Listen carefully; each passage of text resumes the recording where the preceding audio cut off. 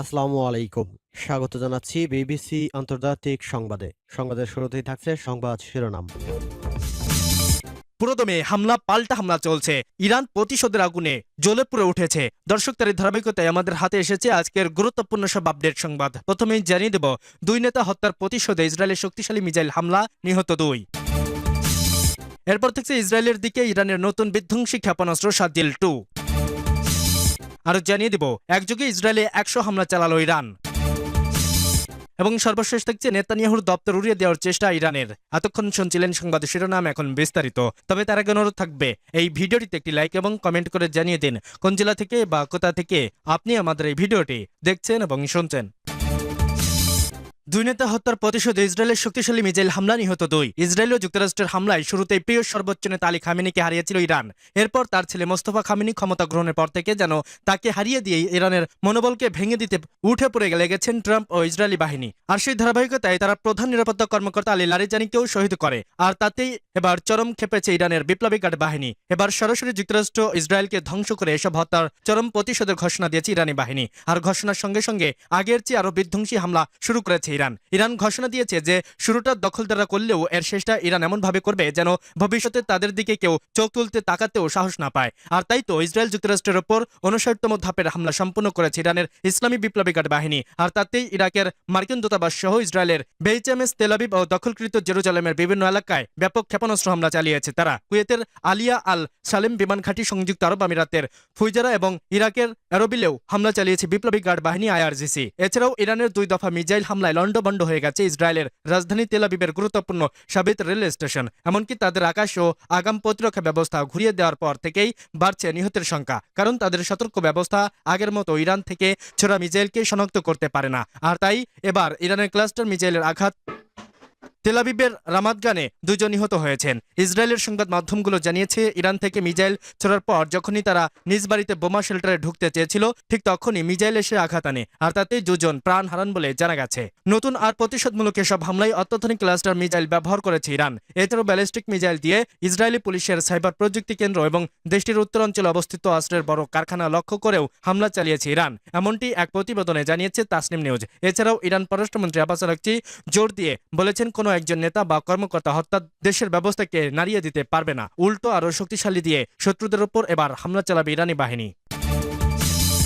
ইসরায়েলের দিকে ইরানের নতুন বিধ্বংসী ক্ষেপণাস্ত্র শাজিল-2। কোনোভাবেই যেন থামছে না ইরান। তেহরানের একের পর এক মিসাইল, ড্রোন হামলা আর ক্ষেপণাস্ত্র নিক্ষেপে রীতিমতো নাজেহাল অবস্থা ইসরায়েলের বিভিন্ন শহর। এরই মধ্যে ইরানের ভয়াবহ হামলায় মুখে ট্রাম্প যুদ্ধ বন্ধের আহ্বান জানালেও ইরান যুদ্ধ চালিয়ে যাওয়ার ঘোষণা দিয়েছে। আর মধ্যপ্রাচ্যের চলমান যুদ্ধের উত্তাপের মধ্যে প্রথমবারের মতো নতুন ধরনের শক্তিশালী ক্ষেপণাস্ত্র ব্যবহার করেছে ইরান। চলমান ইরান যুক্তরাষ্ট্র ও ইসরায়েল সংঘাতের 16তম দিনে প্রথমবারের মতো শাজিল-2 ক্ষেপণাস্ত্র নিক্ষেপ করেছে ইরান।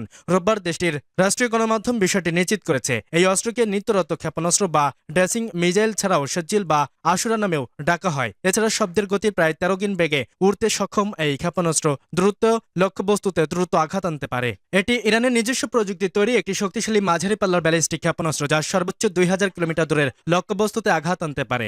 2 ধাপ বিশিষ্ট এই ক্ষেপণাস্ত্র প্রায় 700 কেজি পর্যন্ত বিস্ফোরক বহন করতে সক্ষম। এর অন্যতম বৈশিষ্ট্য হলো এতে তরল জ্বালানির বদলে সলিড জ্বালানি ব্যবহার করা হয়, ফলে এটি দ্রুত উৎক্ষেপণ করা সম্ভব এবং আকাশের উচ্চতায় পৌঁছে গতিপথ পরিবর্তনের ক্ষমতা থাকায় প্রতিরক্ষা ব্যবস্থার জন্য একে প্রতিহত করা তুলনামূলক কঠিন হয়ে পড়ে। যুক্তরাষ্ট্রভিত্তিক একটি গবেষণা প্রতিষ্ঠানের তথ্য অনুযায়ী ক্ষেপণাস্ত্রটির দৈর্ঘ্য প্রায় 18 মিটার, ব্যাসার্ধ 1.25 মিটার এবং ওজন প্রায় 12,600 কেজি। ইরান মূলত 90-এর দশকে এই ক্ষেপণাস্ত্র তৈরির কাজ শুরু করেছিল এবং 2008 সালে তা সম্পূর্ণ হয়। একই বছর প্রথমবারের মতো পরীক্ষামূলকভাবে উৎক্ষেপণ করা হয়েছিল শাজিল। বর্তমান এর 2টি সংরক্ষণ রয়েছে, শাজিল-1 ও শাজিল-2। এর মধ্যে শাজিল-1 স্বল্প পাল্লার হলেও রোববার যে সংরক্ষণটি ব্যবহার করা হয়েছে সেটি হলো মাঝারি পাল্লার শাজিল-2। বিশ্লেষকদের মতে, নতুন এই ক্ষেপণাস্ত্র ব্যবহারের মাধ্যমে ইরান তাদের দূরপাল্লার হামলার সক্ষমতাকে শক্ত বার্তা দিতে চেয়েছে, ফলে মধ্যপ্রাচ্যের চলমান সংঘাত আরও জটিল হয়ে উঠতে পারে বলে আশঙ্কা করা হচ্ছে।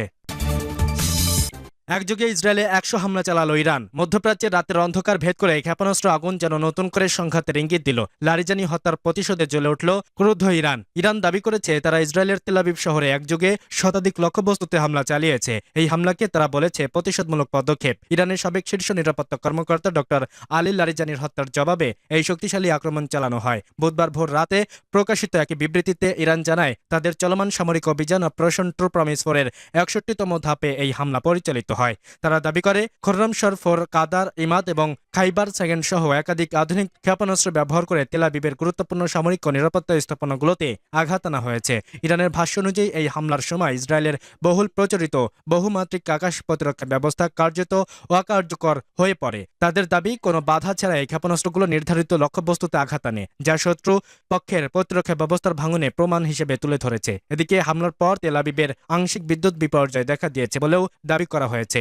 উদ্ধার কার্যক্রম ব্যবহৃত হচ্ছে এবং পরিস্থিতি নিয়ন্ত্রণে আনতে ইসরায়েলি বাহিনীর হিমশিম খাচ্ছে। ইরান আরও জানায় এই ধারাবাহিক হামলায় এখন পর্যন্ত অন্তত 230 জন নিহত বা আহত হয়েছে, যদিও সংখ্যার সত্যতা স্বাধীনভাবে যাচাই করা সম্ভব হয়নি এবং ইসরায়েলের পক্ষ থেকে এখনও আনুষ্ঠানিকভাবে কোনো প্রক্রিয়া পাওয়া যায়নি। ইরান বলছে এই প্রতিশোধমূলক অভিযান শুরু হয়েছে যুক্তরাষ্ট্র ও ইসরায়েলের সাম্প্রতিক যৌথ সামরিক পদক্ষেপের জবাবে।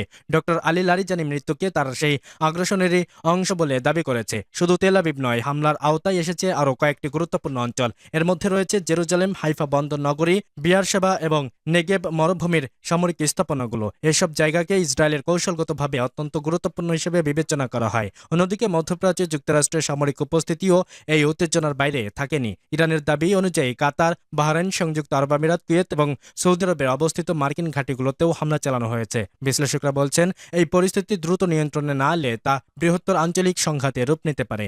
বিশেষ করে ইরান, ইসরায়েল এবং যুক্তরাষ্ট্রের মধ্যে সরাসরি সামরিক উত্তেজনার নতুন মাত্রা পেলেও পুরো মধ্যপ্রাচ্য অস্থিতিশীল হয়ে উঠতে পারে।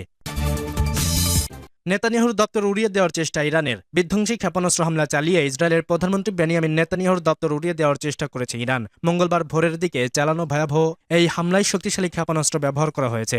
ক্ষেপণাস্ত্রগুলো সরাসরি নেতানিয়াহুর দপ্তরের কাছে আঘাত এনেছে। ইরানের সশস্ত্র বাহিনী এই হামলা চালানোর পরপরই অধিকৃত পশ্চিম তীর সহ বিভিন্ন অঞ্চলের আকাশে আলোর ঝলকানি দেখা গেছে। প্রেস টিভি জানিয়েছে অধিকৃত আল কুদস সহ পুরো ইসরায়েল জুড়ে প্রচণ্ড বিস্ফোরণের শব্দ শোনা গেছে। এমনকি কিছু ইসরায়েলি সংবাদ মাধ্যম স্বীকার করতে বাধ্য হয়েছে যে ইরানের ছোড়া অসংখ্য ক্ষেপণাস্ত্রের মধ্যে মাত্র একটি প্রতিহত করা সম্ভব হয়েছে। বাকিগুলো সফলভাবে ইসরায়েলি রাডার ব্যবস্থাকে ফাঁকি দিয়ে নির্ধারিত লক্ষ্যবস্তুতে আঘাত এনেছে। এদিকে ইসরায়েল পুলিশের সাইবার প্রযুক্তি কেন্দ্রে এবং অস্ত্র উৎপাদনের স্থাপনা লক্ষ্য করে হামলা চালিয়েছে ইরান। মঙ্গলবার ইসরায়েলের উত্তরাঞ্চলে এই হামলা চালানো হয়েছে। তাসনিম নিউজ জানিয়েছে মঙ্গলবার সকাল থেকে ইসরায়েলের সাইবার প্রযুক্তি কেন্দ্র ও রাফেল অস্ত্র উৎপাদন ভবনকে লক্ষ্যবস্তু করেছে ইরান। দেশটির সেনাবাহিনী এক বিবৃতিতে বলা হয়েছে অধিকৃত ইসরায়েলি ভূখণ্ডে একটি অস্ত্র নির্মাণ কমপ্লেক্সে ড্রোন হামলা চালানো হয়েছে। বিবৃতিতে ইরানের সেনাবাহিনী বলেছে ইসরায়েলের সাইবার প্রযুক্তি কেন্দ্রে তাদের বাহিনীকে গাইডেড ওয়েপন সিস্টেমের সফটওয়্যার এবং হার্ডওয়্যার সরবরাহ করেছে। এছাড়া ইরানের জনবহুল কেন্দ্রে সন্ত্রাসী হামলার উদ্দেশ্যে কৃত্রিম বুদ্ধিমত্তা ভিত্তিক আধুনিক প্রযুক্তি ও সরঞ্জাম সরবরাহ করেছে। এজন্য ইরান এগুলো লক্ষ্যবস্তু বানিয়েছে।